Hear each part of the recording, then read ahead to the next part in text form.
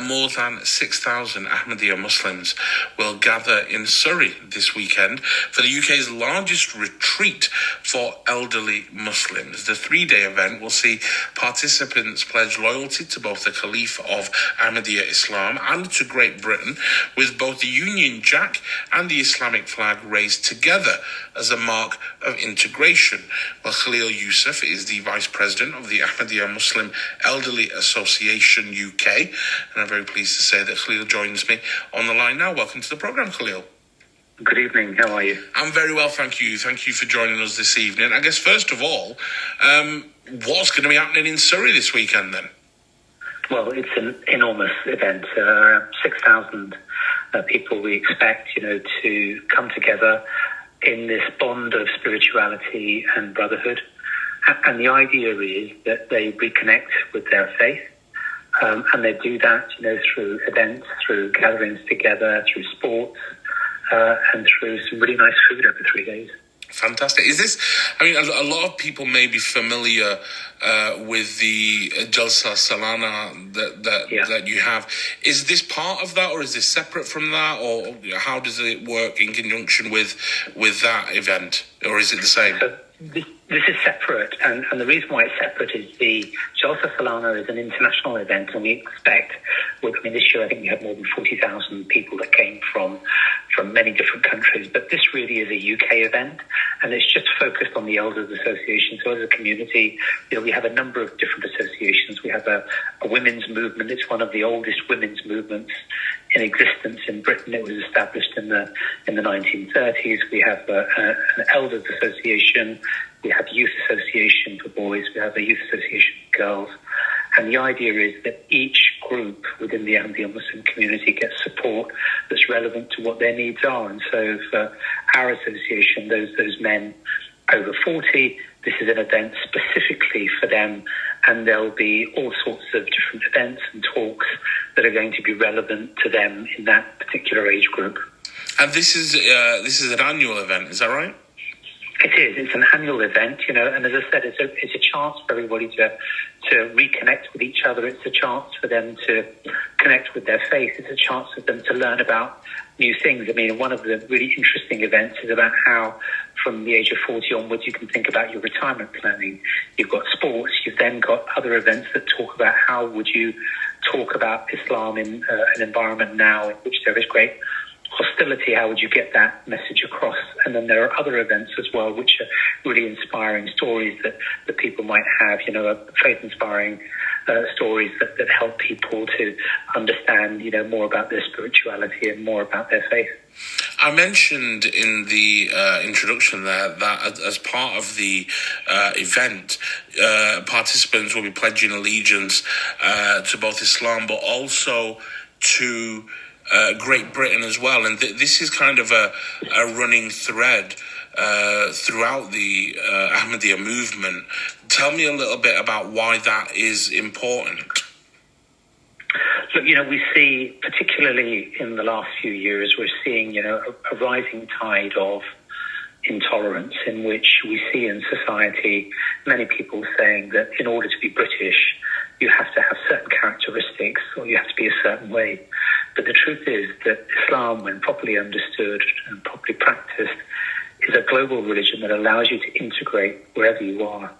And in fact, part of Islam is to be loyal to your country. That doesn't necessarily mean giving up your faith. What it means is participating in society. It means making a contribution. And so living in this country and being part of society in this country means that we're loyal to the country, but we're Muslims at the same time. It doesn't mean that we have to give up our faith. It doesn't mean that we have to go to the pub on a Friday night in order to have a drink and also be British. We can have our own culture. We can have a community, but that community integrates with everybody else. And raising the Union Jack is part of that. We don't do that alone. We do that along with our flag as well. But both of them are important. It symbolises the importance of integration, of contribution within society, and the importance of faith and the importance of nation as well. Nation and being loyal to that nation is part of a pledge that we take, before many of our events. So there's no inconsistency between being a Muslim and a loyal British citizen. In fact, they're one and the same thing. Indeed. And the Caliph of the Ahmadiyya movement, Hazrat Mirza Masroor Ahmad, will be delivering an address. What will be the key message to the world, I guess, from His Holiness? Well, look, I mean, I don't know what he's going to say because I don't have an advanced reading of his speech, but I know what he's spoken about previously, and I'm fairly sure that he will highlight the importance and the responsibility that members of our association have as mature members to set a really positive example in society. You know, he will say that we should make sure that we follow our faith, follow Quranic principles, and be role models, you know, for our wives, for our children. And that's not that you don't learn things from your children or from your wife, but because this is an association for men, I'm sure he will say, look, you have to bear in mind your responsibility to your family to try and make sure that you maintain domestic harmony, that you bring up your children in a positive way, that you protect them from harmful influences, that you're kind, that you maintain unity amongst Muslims, that you don't put materialism before your faith. I think all of these things are going to be part of the important message. And I'm glad that you mention His Holiness and the fact that it's a message to the world, because it'll be televised on MTA International, which is a global satellite station. And the one that makes this community unique, if I may say with great humility, is that we have a single leader that guides us about Islamic teachings all over the world. And what that means in practice is it means that you don't have any inconsistency in the way Islam is interpreted in London, in Timbuktu, in Argentina, in Los Angeles. We all view it in the same way. And that means that you don't have extremism, you don't have support for terrorism. It means that you've got a consistent message of loyalty to one's nation and, a faithful practice of peaceful Islam wherever you might find these. So I think that will be broadly the message, but I'm really looking forward to what he says in his closing address. He'll also be addressing the ladies who also have a simultaneous event on the Saturday, so it's going to be really, really interesting. Very quickly before you go, because we are running out of time, you had a youth event last week. How did that go? That went really well. I was there because my son was there, and there was a father and son competition, which I lost.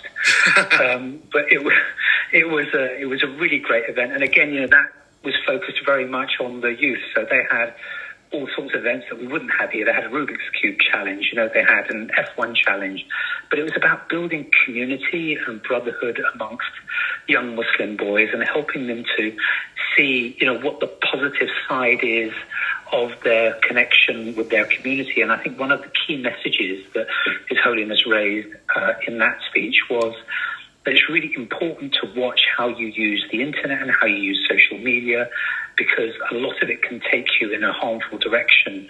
And what he was saying was that sports, for example, is a way of improving your intellectual fitness, improving your physical fitness, so that you strengthen yourself spiritually, academically, intellectually, and to try and avoid getting into too much into social media or focusing too much on doom scrolling, as often happens, so that young boys and girls can develop in a positive way at this really young, tender age in which their brains are developing. They're not causing harm, and that amongst other things is a lovely message that boys can get. It's a really positive message about how they can build a constructive future and really flourish, as I hope they will. Indeed. Vice President of the Ahmadiyya Muslim Elderly Association UK, Khalil Youssef, thank you very much for joining us this evening. Thank you so much. Thank you.